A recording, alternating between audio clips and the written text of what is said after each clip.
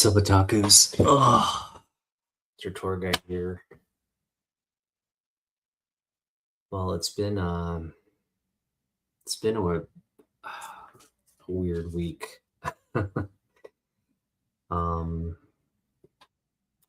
my wife got into an accident. She's okay. It was not. They weren't traveling at like a very high speed, and my wife drives a minivan, so it's pretty sturdy. And anyway, a car hit her from behind while it was making a right turn. She's coming in the intersection, lady made a wide turn, hit her kind of in the rear passenger area, and damaged our car. So we're in the process of getting their insurance again, working with the person at fault's insurance, Geico. And it's been just, the Geico adjuster is just a real pain to communicate with and work with. But our insurance for the minivan, it's an old car. It's used, it's old, doesn't hold much value. It's dependable though. We depend on it. We use it, but if we were to go and sell it, it's not going to command much value. Because there's a lot of miles on it. So it's an old vehicle, 2007, I think. And the adjuster just kind of just says that in all likelihood, this is going to be registered as a total loss, meaning we won't be able to repair the car. We'll just get like a check for the value of what our vehicle is. There's a possibility that that's what could happen, because it all depends on kind of the extent of the damage. They have to go in and see. But if it's just fixing the surface stuff, then we'll be able to make the repairs. But if it's anything deeper than that, they're saying that we'd likely have to pay out of pocket for that, and that's just not what you want to hear. And it's a real unsightly like dent and scratch on the side. So I'm just really upset with this whole thing, but it's partly our fault because it's old and whatnot. We just didn't put much protection on the car in terms of what was covered. So dealing with that, jeez. Which again, I'm just trying not to be stressed out about it, but it isn't what it is. The other thing is I am going back to work on Monday. And so my paid leave for my back injury, it's come to an end, and got to go back to working again. Not really looking forward to doing that because just again, there's some issues there as well. But it is what it is, and so we're going back. But I will say, I spoke with my doctor. We did a recent kind of evaluation on kind of where I am in terms of the recovery. And I don't know if you can tell, I've lost a little weight. I've lost maybe like 4 or 5 pounds. but they've been working me really hard at. Um, I mean, relatively. I guess I'm just being kind of a wimp about it, but they're having me do all these like exercises, and I get really kind of exhausted after these sessions because they have me like doing a lot of stretching and um, kind of core work and bicycling and all this, and um, it's helped a lot because I was having issues like bending down and kind of just didn't have a lot of uh, motion, range of motion. But over the past couple of weeks, or I should say, this entire time I've been kind of resting up. Um, Again, they've been working me, and um, I still have issues if I sit for too long. There's back pain, and there's still like I can't like fully lift stuff and do the things I used to be able to do still yet, but it's gotten a lot better. And yeah, it was a good conversation with the doctor. And again, as long as we just um, take things bit by bit, it should hopefully continue to improve. Um, a lot of it depends on how often I'll be able to kind of rest and because I'm sitting all day at work, so I have to manage that well along with the driving and all that. So um, I'm sure it's just going to be this like when I return to work, it's going to kind of regress a little bit, but hopefully it can be, I can reach a point where it's manageable. I'm not wearing and tearing my back, and I'm able to just um, kind of just live with it, deal with it, and live with it. Um, and my chiropractic sessions, I think we're gonna just slowly kind of ramp them down and see where we are. But these next couple of weeks are going to be kind of a critical um, evaluation period. So that's what's going on there. And then, yeah, we had some plans this weekend that just kind of all got put to the wayside because of the accident. We were hoping to take the car in this weekend to the auto body shop, but we've still yet to get confirmation on what our estimate will be or what the payout will be. So we weren't able to do that. And my wife had made plans for all of us to do stuff with our friends, but then those plans got adjusted, and now she's just meeting up with her friends. The husbands are not going to be involved and whatnot. So I have tomorrow free. And so Jen's community member recently took part in a trade. He's been texting me saying, hey, I'd like to go hit up Ancient Comics with you at some point. And I thought, yeah, why not hit up Jen's and see if he wants to go down. And I just was texting him earlier before I hopped on. And I hopped on late because just dealing with kid stuff and just getting around to doing it now. He's in bed now, but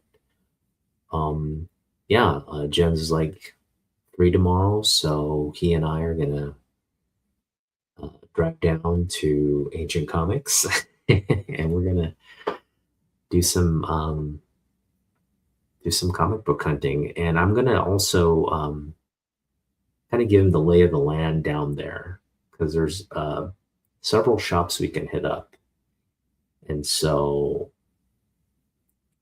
um, I don't know what specifically he's looking for, but I want to hit up there, and I also want to hit up our friend at All American Comics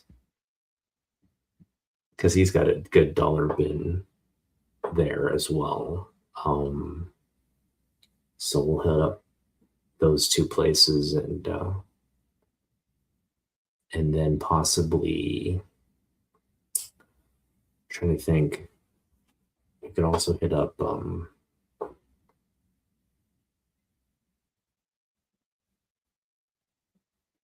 I guess we could hit up Kirkland Coin and Stamp if we have enough time, like right at the end, right before they close. So we could potentially hit up 3 spots tomorrow. Now I only have $8 to my name, but I'm gonna try to finagle, gonna bump it up to just add an additional 10. Tell my wife like I had to buy lunch or something, and I mean, it should be okay. Like $10 on the card tomorrow, it should be fine. Um, but we'll play it by ear. I'm gonna try not to spend anything. I'm really going just to hang out with Jens, talk comic books, and uh, help him get his collection up and running. Help him, look for stuff, like dig for stuff. And then, yeah, if we run into stuff we want for like a good price, again, I think those the quarter bins at Jeff's, the dollar bins at Jason. I think his name's Jason. I think it was Jason. And then, there's 50% off bins at Kirkland Coin and Stamp. So if, again, who knows?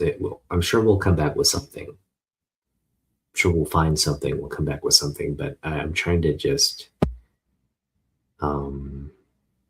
not do too much. But yeah, that'll be a fun time. So yeah, we got a busy Saturday kind of planned ahead of my return to work. So let's get to the weekly top 10. SuperOtaku's weekly top 10. Here we go. A lot has happened. First off, want to pay some respects to the Norris family. Chuck Norris passed away this week, and this earlier, like yesterday or today, right? He passed over the evening because I think he got hospitalized yesterday and then passed. But yeah, I mean, he was incredible as a martial arts actor. The dude, like, it's interesting. You have sometimes people you don't expect to be like, hey Ron, what's up? The guys are here. All right. What's up, fanboy? Hope you guys are having a great week. Yeah. Again, we're in a situation where we're not going to get rid of the car. The car works. We just want to hopefully repair the damage so we're not driving around the big dent and scratch on our rear end. But in all likelihood, the check they cut us is not going to cover that repair cost. So it's just going to be like just money that we use as we drive around in our minivan of shame. I mean, I even said, hey, we could just repair it out of pocket. And my wife's like, no, I mean, she's fine because she used to be like, I don't want to drive around with any dents or like things like that. Now she's kind of softened it. Like, this is a car we're going to, at some point just sell off to whoever's the lowest bidder is. I mean, it's going to be, we got it really cheap. First off, we got the car really cheap from one of our friends who was moving back to Japan. But yeah, I mean, it wasn't even our fault, and they're not, the other insurance company is just not going to pay for the damage. So it's, if that's not a broken insurance system, I don't know what is. It's like, how do you not reset someone's automobile when you guys caused the accident, right? That's just makes no sense. Why, it's like insurance companies just are the worst, man. It's like, yeah, I mean, I'm sure we'll do some kind of like, what is that? Mop and glow. Maybe do some mop and glow or something. What's it called? There's a thing where you like kind of wipe out like scratch marks and stuff, right? Oh man, I hate insurance. The insurance people that we're dealing with are just pricks too, man. Absolute pricks. They just start with the language like, oh yeah, like they give you this sort of this like company line, like, if you guys decide to go with like, OEM parts and blah blah blah, it'll be out of your pocket. We're just trying to get you the best. And then they go right into like, oh, they with like a voicemail. They do everything in person, and then on voicemail they'll be like, oh, in all likelihood, you guys aren't going to get much for this repair. And then, it's just um, horrible, horrible service. Don't don't work with Geico. Geico's the worst, man. Those guys, they could care less. It's just a process for them, and they try to pay you as little as they can, even though it's their fault. Um, it sucks. Anyway, I don't even want to think about that. Um, yeah, getting back to Chuck Norris, there are what I'll say about Chuck Norris is, there's a lot of guys in like white guys in martial arts films, like John Claude Van Damme, like Steven Seagal. Um, for example, what there was a really famous actress. I think her name was Cynthia Ross Hart or something like that. She was a gymnast who kind of picked up stunt work and picked up like martial arts. But she wasn't like a true martial artist.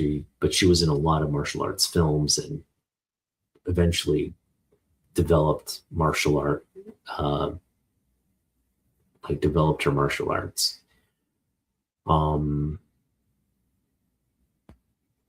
but most of these martial arts actors, um, I think Steven Seagal is the best example, are just not martial artists. They're fake. John Claude Van Damme too. As I hate to burst your John Claude Van Damme bubble, but the dude just does a really good kick and splits. He's not really. He's got a great physique, but he's not like a martial artist. Um, Whereas if you're a martial artist, Asian actor, you really gotta know your stuff. Like Jackie Chang, Jet Li. These guys are like renowned masters of kung fu, and when they do a movie, they're really truly like know how to fight as well. They're not just being choreographed. They know how to fight. Um, but that's the thing. You sometimes have like guys like Larry Bird or Chuck Norris, guys who just come in and like they're like the unicorn. They're the they're really the one of a kind, because they excel at the thing they're historically you're not supposed to be good at, like like basketball. you know Larry Bird's not you don't look at Larry Bird as like, oh, that guy's um gifted at basketball, but Larry Bird's like a basketball genius. And Chuck Norris is like the Larry Bird of martial arts, and it's because the dude is just tough. The guy's tough. He's a martial arts champion. Um, he's a karate champion, and he would train uh, like celebrities in martial arts, and then eventually, I think he decided, hey, I could do this, and he started with Bruce Lee in Fists of Fury, and one of the best martial arts fight scenes you'll ever see. And then just he became this kind of martial arts action star, um, starring in TV, movies, and film, almost like a 40-year like history of work. In fact, he was in Expendables 2, still like kicking butt at like 60 or 70. He was probably in that movie. Absolute uh, badass. And yeah, just another, we're all getting older, and I'm sure he was kind of a um, childhood, you know, hero that a lot of people looked up to, and he's gone now. So it's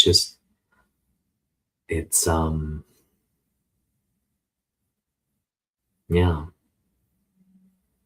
The older you get, these kinds of passings just really are reminders. Like we're all we're all going at some point. Even like guys who you think are like invincible, I'm gonna be living till like 150. Chuck Norris looks like he's like the poster child of good health and all that. And he was 76, passed away pretty average age, right? Um, and so we're just all creeping toward that inevitability. And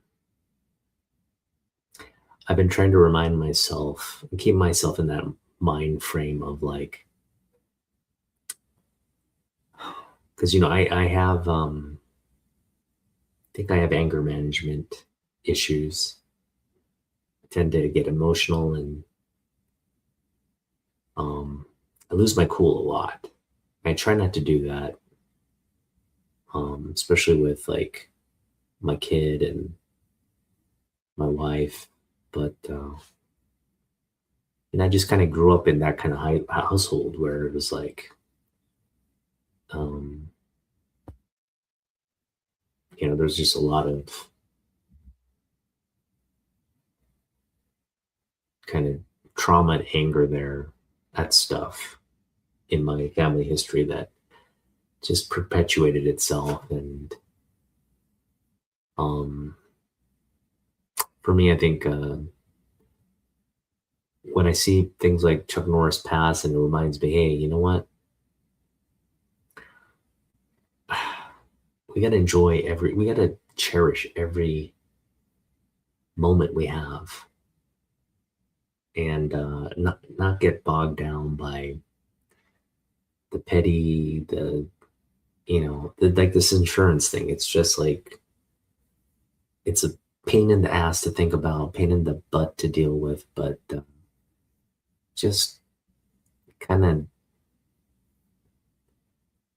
don't dwell on it. You just kind of like, you know, it is what it is, and you just gotta not let it bug you.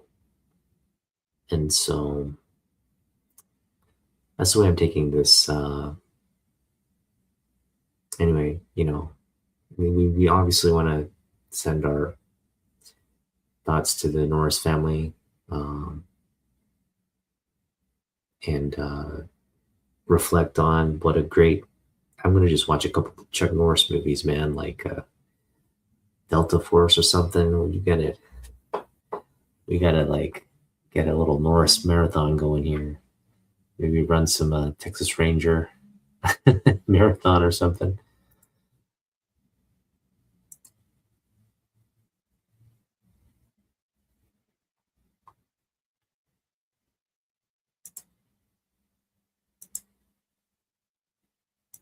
Yeah. All right.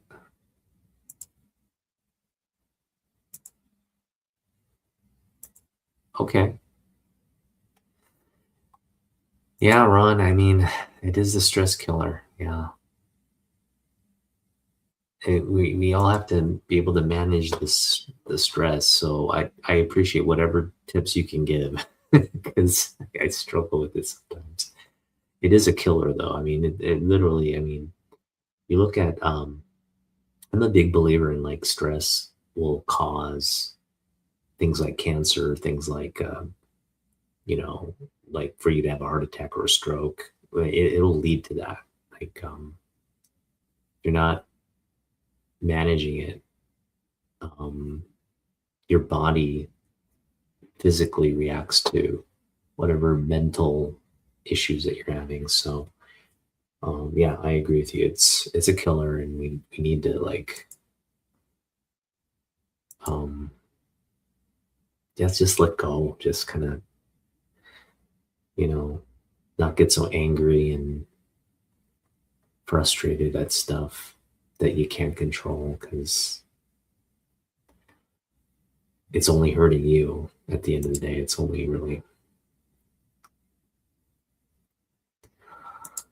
yeah, yeah. Don't like doom scroll and do all that either. That's not helping either. So it's hard to do.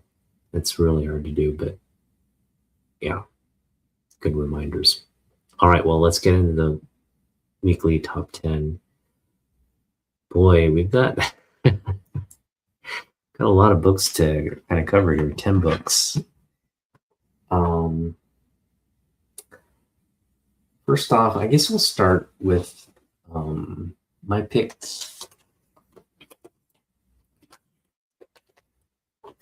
I just wanted to show off this book here. Got it graded an 8.0. I really disagree with CGC's grading of this. Apparently there's like a stain somewhere, which I can't find. And then there's like a bend somewhere that I can't find either. So the grader's notes say that there's a stain and a bend.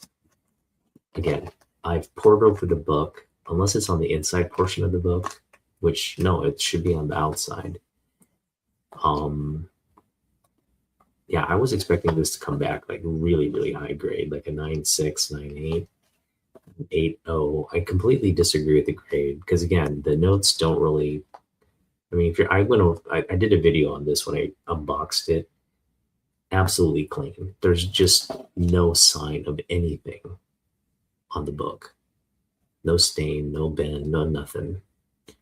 I even had them press this. I got the pressing service. So, I mean, even if it did have a bend, it would have been addressed in the press, right? So it's like, it just boggles my mind how they could have botched the grading on this one. But the reason I'm showing this book off is because, yeah, no minor ticks, nothing. Yeah, I'll take it. It's got plastic on it. We can pour over it together. So yeah, I mean, you guys, I know it's just through the video, but you guys take a look, see if you can spot any stain or bend.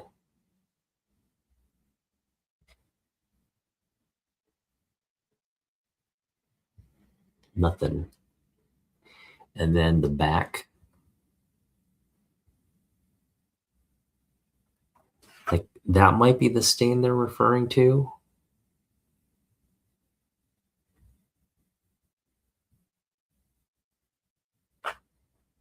But that's not gonna, yeah, I mean, it is a stain right there. But that's not gonna drop the grade that much. And again, I don't see where the bend is. There's just no bend in the book.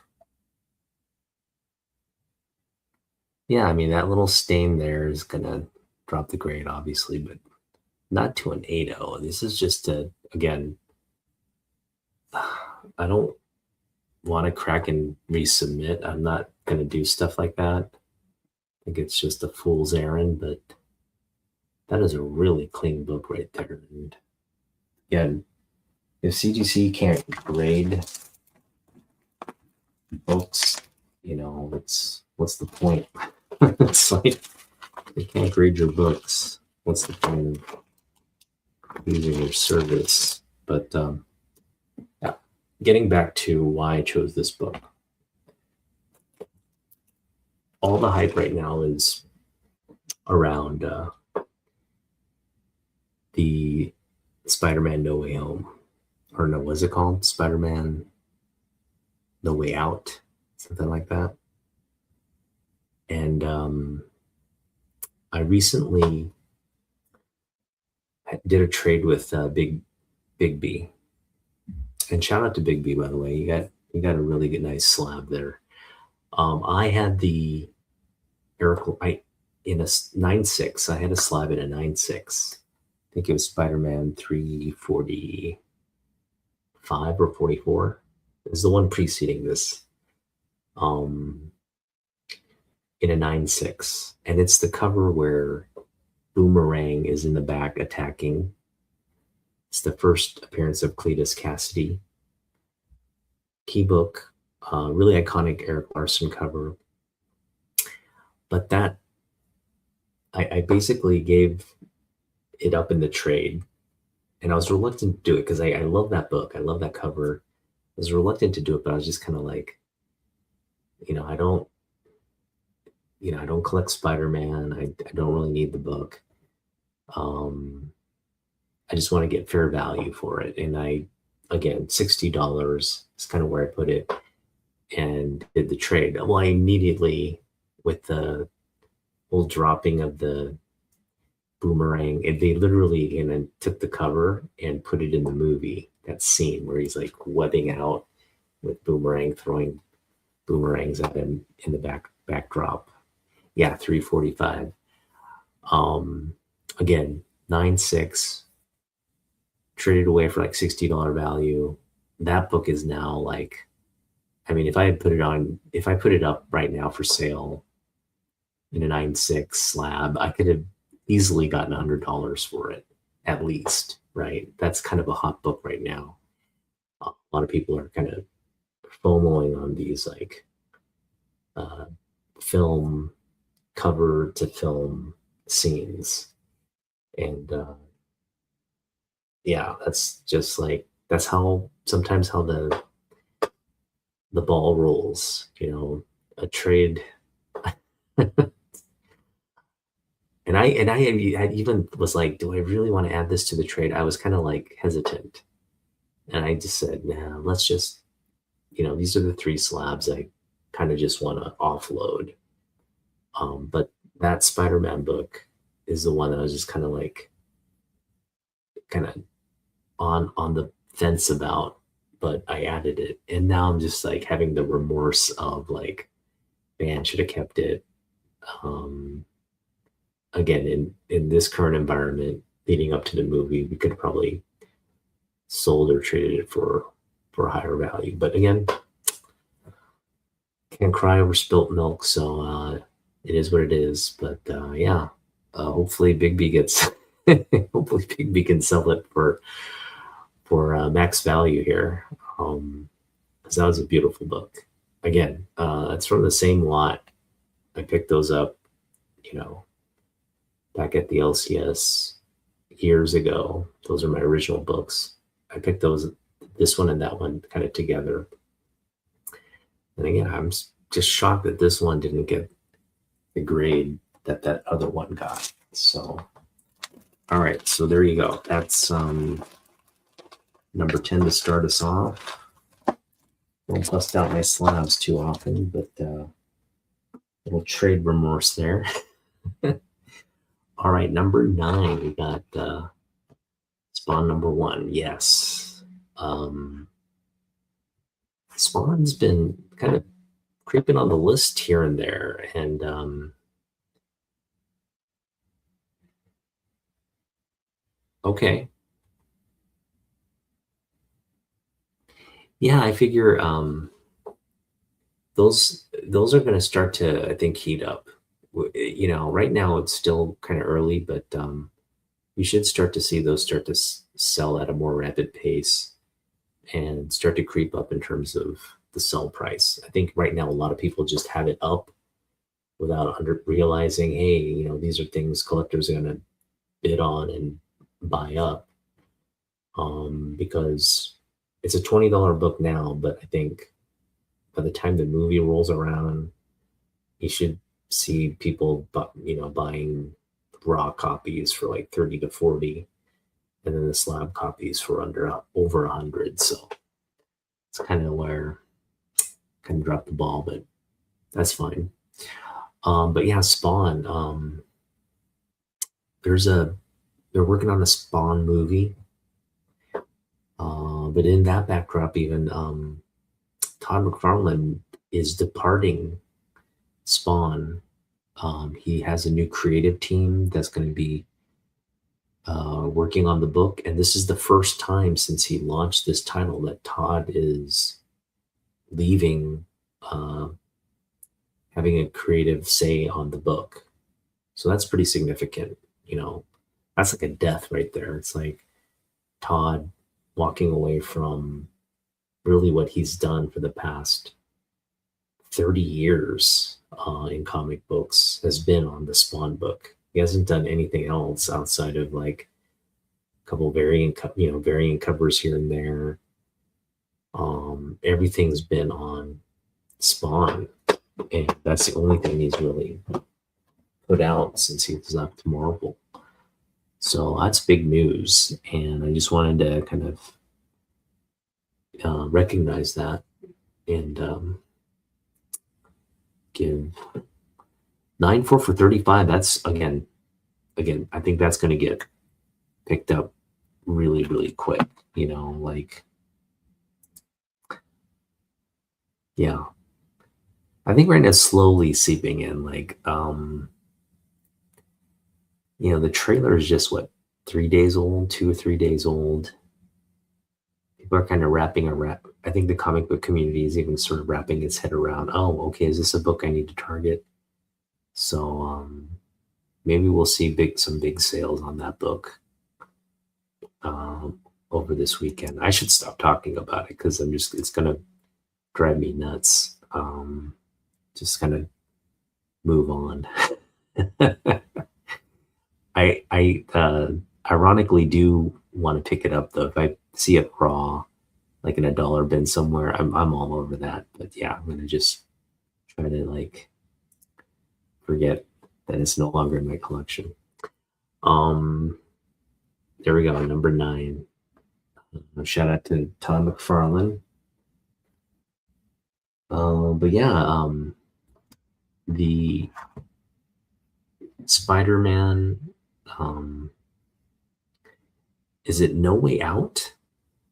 I don't remember what the title is. I don't know if it's No Way Home. It's not No Way Home, is it? That was the title of the last movie, I think. I'm looking it up now.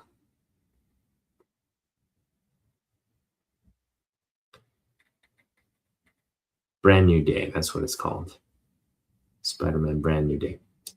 Spider-Man Brand New Day is kind of what's causing a lot of buzz in comic books right now. Partly because you've got something like 20 characters, I think, confirmed from the trailer drop. And we'll kind of cover some of them, but some of the big ones like Tombstone, Boomerang, Scorpion, and uh, who else? Anyway, we'll get to some of them. In fact, hang on, I gotta get a book out.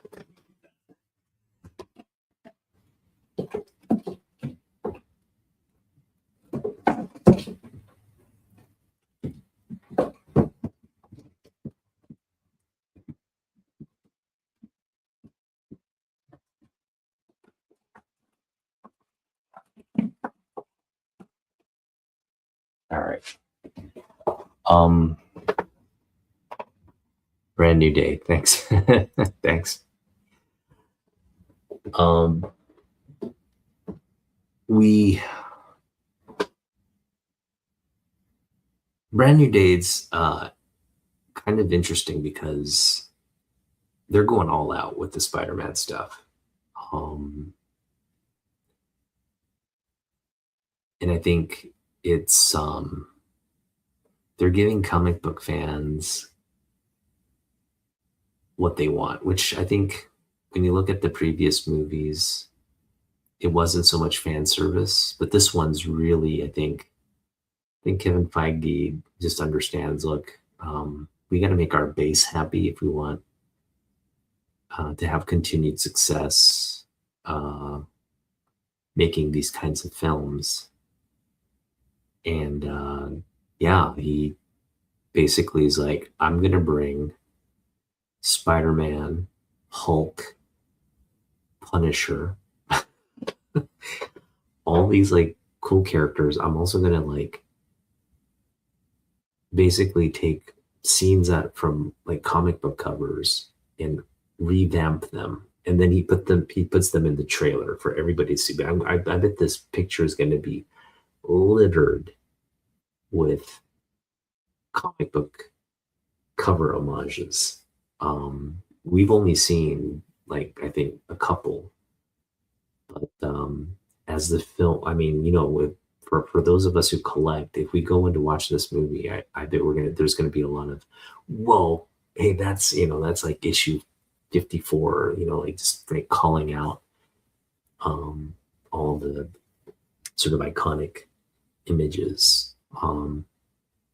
I mean, you can bet there's going to be a Scorpion cover homage during the battle scene. You can probably bet there's going to be some kind of Punisher Spider-Man cover drop as well.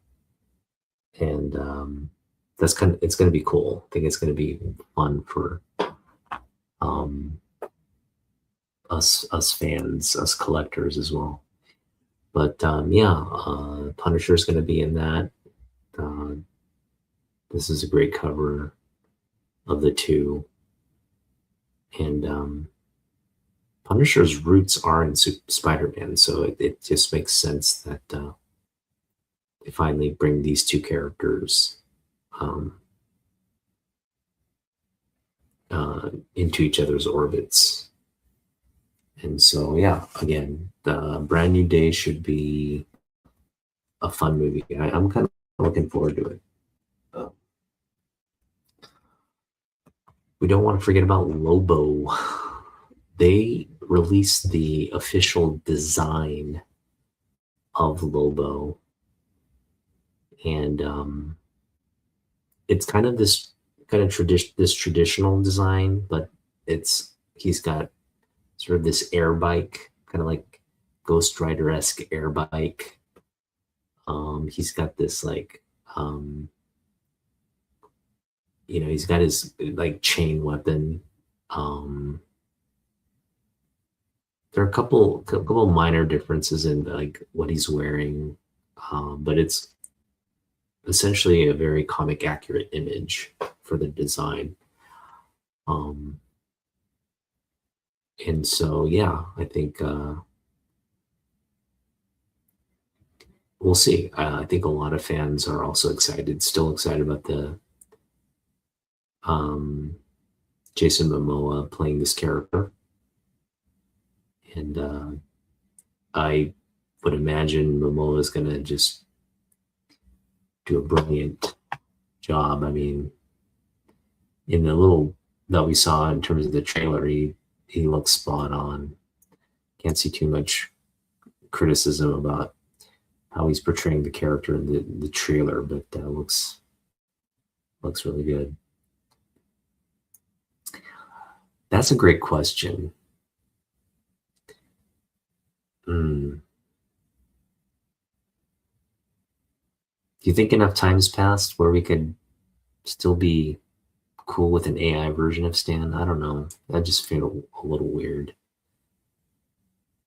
Yeah.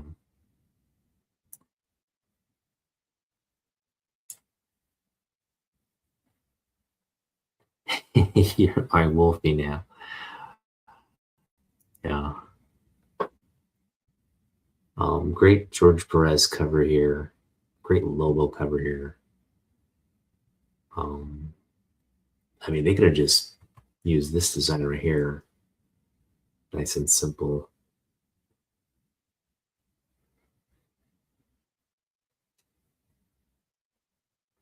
Beautiful, beautiful Perez art there. All right. What are we on now? 10, 9, 8, 7. So we got a little bit of this cover homage. I don't know if you caught it from the Brand New Day trailer, but there's a scene where all the hand ninjas are kind of jumping out. And that's another thing. The hand was revealed to be in this movie. Um, and you know where the hand goes, Elektra follows. So there's still, I mean, there's still possibility Elektra could be part of this movie, but something tells me that if she's not going to be introduced in this upcoming season of Daredevil, she will not be in the movie. And but that's not to say that won't happen. We'll see. Ronan, okay, yeah, yeah. These. So anyway, they have Spider-Man and the hand ninjas kind of jumping out at each other.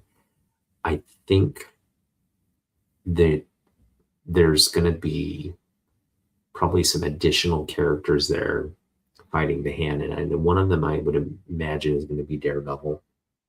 So it's not only going to be Punisher. You can see Daredevil in it. We already got confirmation the Hulk, Mark Ruffalo's Hulk, is going to be in it.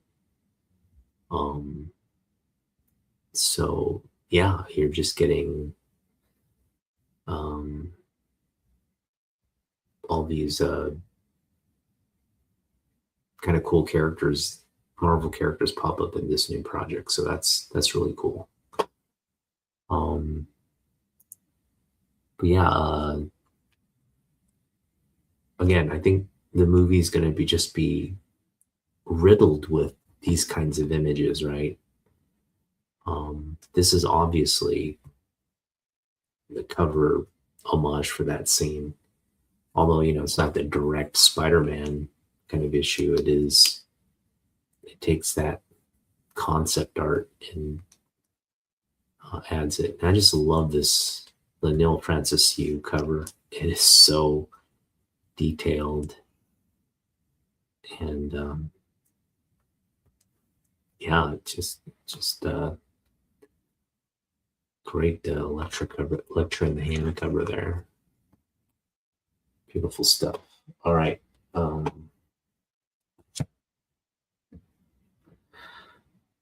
Yeah, so we got the Hulk. We got a lot of we even got kind of like a Rogue on a, like, she looks like Rogue on the bus, but she's not really Rogue. Just got all these like kind of Marvel characters kind of teased, which sets up again, I think, Secret Wars. Ultimately, we're heading towards Secret Wars, and we're going to get this movie, then we're going to get Doomsday. And I think the Spider-Man movie is going to really set up, I think the symbiote's going to be, it's not going to be part of this movie, but it's going to be teased. It's going to be maybe an end credit kind of tease in Brand New Day. And so I just wanted to, again, show off the Secret Wars cover here, but remind everybody this is the Marvel Age preview where they show off the black suit design that they rip off Randy Schuler.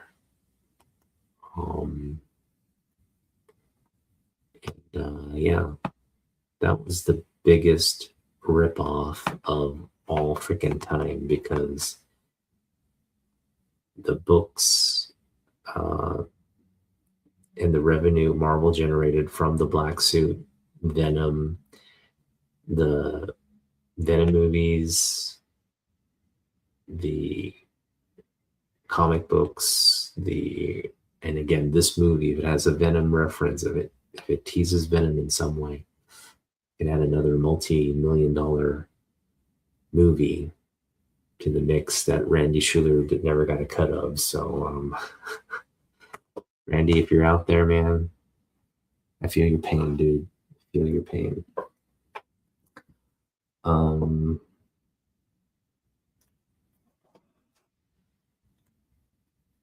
Sadie Sink, we finally know the character Sadie Sink is playing. I mean, with some degree of confidence. We're not 100% sure, but we're pretty close to surmising that she's playing Jean Grey, some form of Jean Grey. And we have Jean Grey in the Fox universe, right? But the fact that Sadie Sink is playing this brand new Jean Grey, and then we have the Fox X-Men coming in Avengers Doomsday, there's already a disconnect there. So I think what you're going to have are like the old X-Men come into the MCU just to establish, hey, this is our worlds are colliding.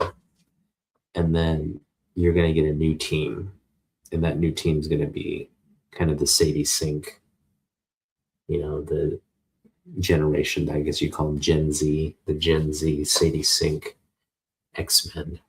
And we've yet to see who's going to play Scott and all the other characters from that neck of the woods. But I would imagine, they introduce her. Either they're going to really start anew or they're going to build around her. But whatever they do, it's going to be kind of a younger, fresher, hipper team that they're going to obviously build around the Tom Holland, Peter Parker, and maybe a new Wolverine. Even we just don't know how much they're going to change things. They may even get rid of Tom Holland as Spider-Man. There might be like a whole new Spider-Man coming down the road. We just don't know how the events of Wars is going to end, but it's going to end with, we know it's going to end with a more integrated, linear timeline where it's not just the Avengers, but it's Avengers, the whole, Marvel integrated universe there together. That means X-Men, Spider-Man, Hulk, you name it, it's all there. I mean, we may even see Cloak and Dagger. We may even see the Ewoks. We may see the Ewoks in the MCU. Because why not, It's all Marvel stuff anyway. Who doesn't want to see Wicket with the Care Bears and Spider-Man? I mean, we all want to see that. So bring back our childhood if we can. All right, Sadie Sink. We know she's playing Jean Grey. Let's get back to some good old movie spec here.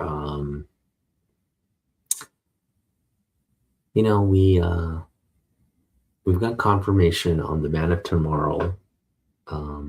Sort of who's returning, who's Aaron Pierre is going to be in it. So she is cast in Secret Wars. Yep. Typhoid Mary.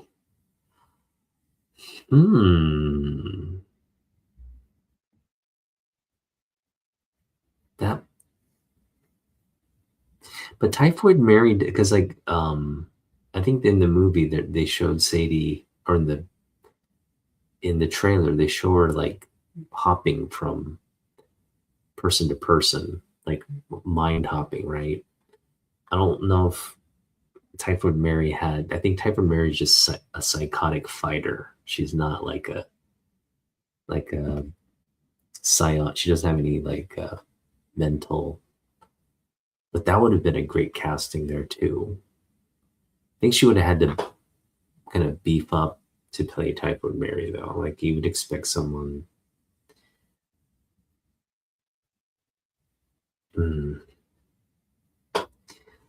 Yeah. I'm trying to think who would play a good Typhoid Mary. And Typhoid Mary has to be like sexy, but like really, really athletic as well.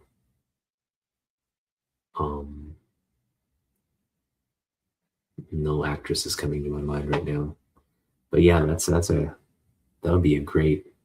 I'm sure she's got to be coming at some point. Maybe Daredevil season 5 or something will have her. Oh, she does have telepathy. Oh, okay, that's interesting. I always thought she was just like this, like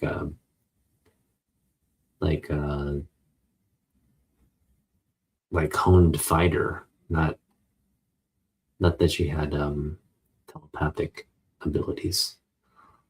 So maybe it is Typhoid Mary. Maybe.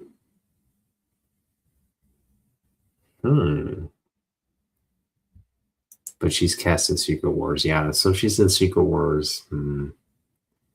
Typhoid probably is not the character we're going for.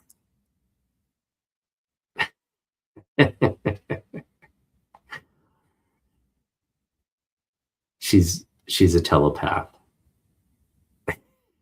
Maybe your mind is just that easy to read, Ron.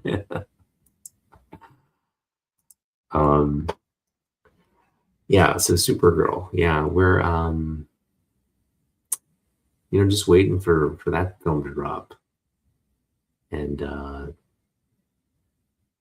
don't know, I'm kind of worried about Supergirl, to be honest. I think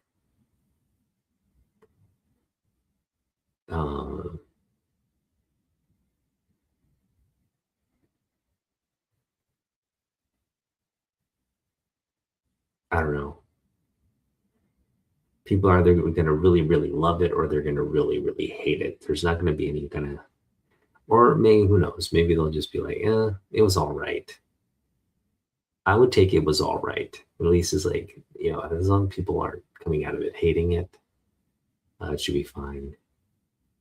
But again, I don't know why you would hate this movie. It's got pretty simple story arc, right? Traumatized girl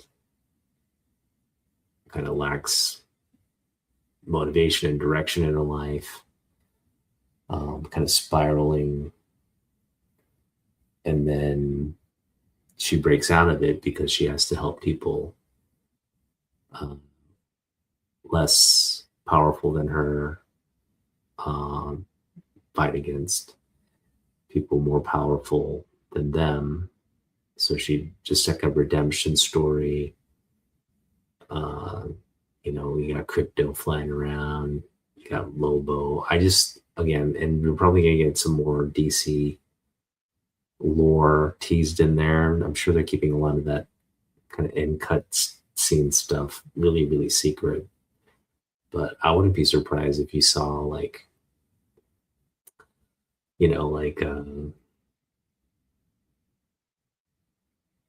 somebody like Mr. Miracle just pop in, right? Just like a big character, um, just to add to the fuel of the coming Superman movies. So yeah, we know Luther's coming in the battle suit. We love our Turner Supergirl. We love this look. Absolutely love it. And what a beautiful cover by Maestro Turner there.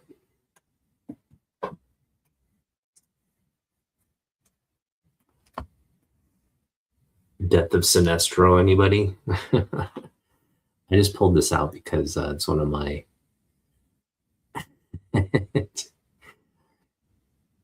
she sounds like a keeper. um this I don't think this suit is green kryptonite, but he can turn he can Green Lanterns can create kryptonite, which is frightening for Superman. So I mean, really, if you talk about like a character that can neutralize you, it would be the Green Lanterns, right? But yeah, this is a key issue. This is where Hal Jordan becomes the enemy. he goes full on crazy. And oh yeah, on the Supergirl cover, that may be he may have some kryptonite in there. Absolutely. Yeah, and this is where like Sinestro's killed, and the new Green Lantern kind of takes the Earth mantle here, Kyle Rayner. So it's a big kind of moment here. And there's a lot of speculation as to like why Hal Jordan moving forward. It's going to be Aaron Pierre in Man of Tomorrow, which leads a lot of people to think this Green Lantern season 1, we may see an end to the Jordan story arc. Like Jordan's either going to get killed or he's going to go out as a hero, or maybe turn evil. There's just not a lot of possibilities there. But yeah, Hal Jordan's something's going to happen to him in the Lantern series, and we're going to be there with our popcorn buckets. Now, there was some controversy from the director of this series, who was kind of making some offhanded remarks or jokes about like the color green not being all that important and all that, and really offended a lot of people, including like the likes of Grant Morrison and Alan Moore. And so he had to kind of walk those statements back and apologize. The guy sounds really scared. Like he was just like, I made a dumb joke. Sorry for pissing people off. And I don't know, maybe it's not that big of a deal. But you never want to put yourself in that kind of position as a creator where you're alienating any fans. And it hasn't been getting good press for the Lantern series, which is by no means a success at this point. It could be something people hate, but I really liked what I've seen so far. So I just think this Lantern series, of all the things that are, even Brand New Day, I mean, the trailer is cool and all, but I'm not like hyped for Brand New Day.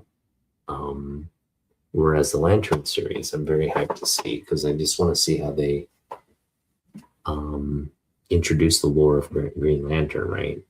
That'll just be a nice thing to, and it's a high budget. It looks like it's going to be somewhat high budget in terms of um, the way the show's produced. So just have to keep our fingers crossed there.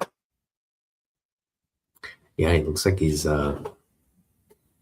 this is where he's like just gone mad with power here. Um, and kind of decides to like take everything into his own hands. He loses it. Yeah, I think a lot of people are looking forward to their lanterns. Um, because it hasn't been like it's just being subtly hyped with that trailer. Like they're not giving a lot away, but they're setting up a lot of mystery and intrigue in terms of what's happening. And we know Sinestro. Okay, we know Sinestro's uh, in this project, so that alone should just have people really excited. Like we're gonna see Jordan Sinestro. Sorry, we're gonna see Hal Jordan and Sinestro duke it out, and we got this whole dynamic between Jordan and um, Hal Jordan and John Stewart, right? That dynamic is gonna be kind of charged as well. Should be again. I just don't. Again, of all the projects out there, um, Superman is the thing I'm most looking forward to. Then it's Lanterns, and then it's the Spider Verse. Those are the three things I'm really amped to see. Dune 3, not so much. I'll watch it, but I'm not, I'm sure it'll be okay, but I'm not like, I've read the book. I kind of know. Um, I had issues with the second Dune movie. I think these Dune movies are their own, like, they take a lot of liberties with the book in the Dune movies. And I took issue with that because of what I read and had envisioned in my mind and the vision that Villeneuve brings to this franchise. They're like night and day. He takes a lot of liberties with um, what goes on in the book versus what happens in the movie. Kind of more of a sadistic kind of take in the movies, which is fine. It's like, um, but there's a lot of kind of like factual things that just bug me. So, um, and they'll do more of that with this third film because the book has, I mean, I think the book is great, but it's not as good as the Dune book. Like the follow up to Dune is not as good as the original book. So,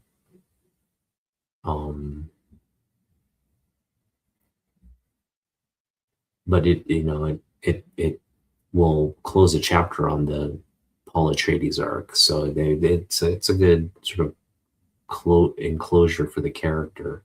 And it's ultimately a tragic, it was a tragic, tragic character. Um,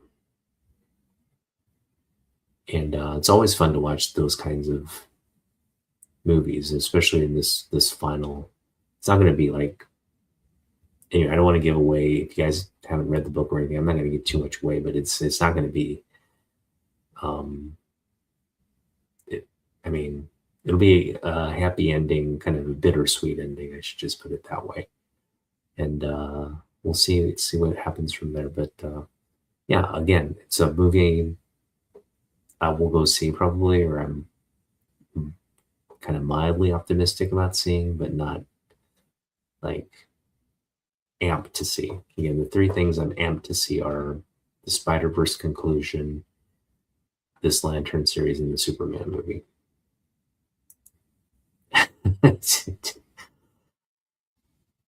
You should still read it. It's a good read. It's a pretty quick read too. It's not like, I think Dune is a longer read in the sense it's a bigger book. But is it the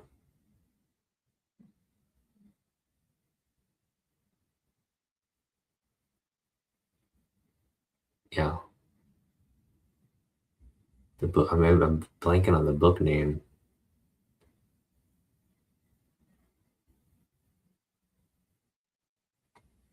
It'll come to me at some point.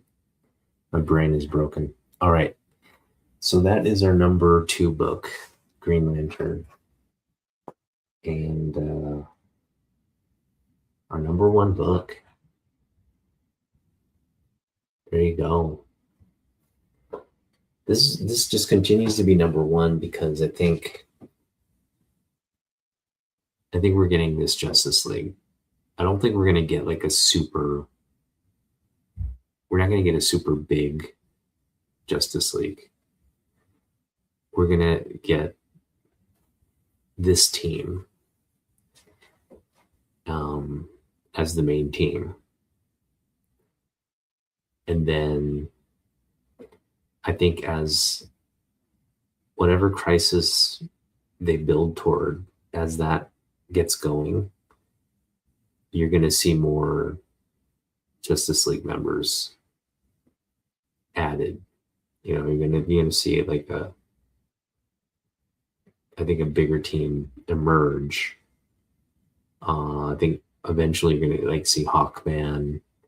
Eventually you're going to see Aquaman and Shazam. You're going to see these characters eventually join, but initially you're going to get, I think, these core characters as the new Justice League. And then this is kind of like Justice Gang, big sort of open door policy that leads to issues, and then this Justice League comes in and says, you guys are through, kind of takes them out, and then they form the core of the league moving forward in the Hall of Justice and all that. And then as the villains start to gain their traction and add more members to counter this, that's when they'll get additional help. So I think it's going to be multi-phased introduction of Justice League, but I think we're going to get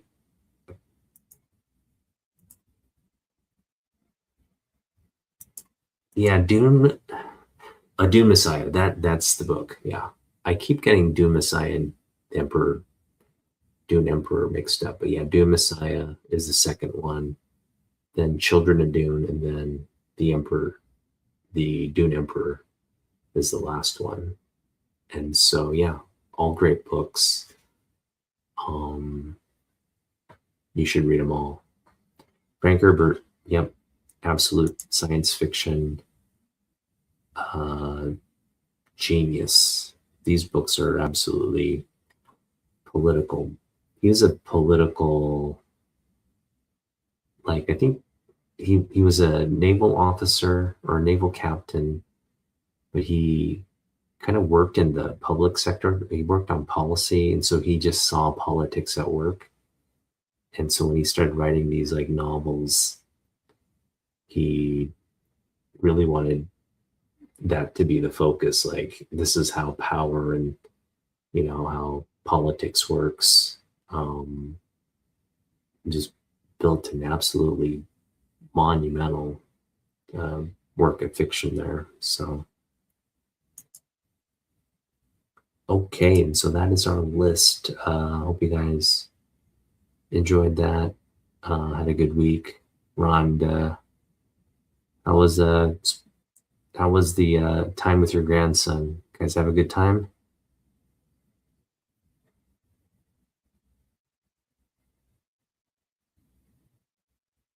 How was the con? Did you guys meet all the or is that coming up? Is that in the summer?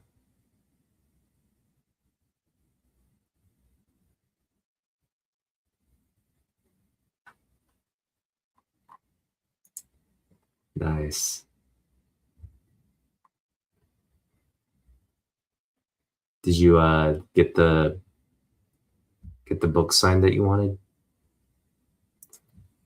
Oh, that's in May. Okay, end of May. That's great. Yeah, you guys are gonna have a blast then too. Um, get some books, get some good books. Are you gonna do any like CGC kind of signature witness kind of books signed? I think that's something I don't wouldn't do CGC grading, but do see the value in like taking a signature and sending it off to CGC and it coming back verified and all that. That's something I think fun and worth doing. But again, it's up to you. Just getting signed books is fun too. All right. Well, guys, just gonna kind of call it early tonight. But thanks for hanging out, and we'll see you in the next one on Monday when we read our comic books. So peace out, everybody. Have a great weekend.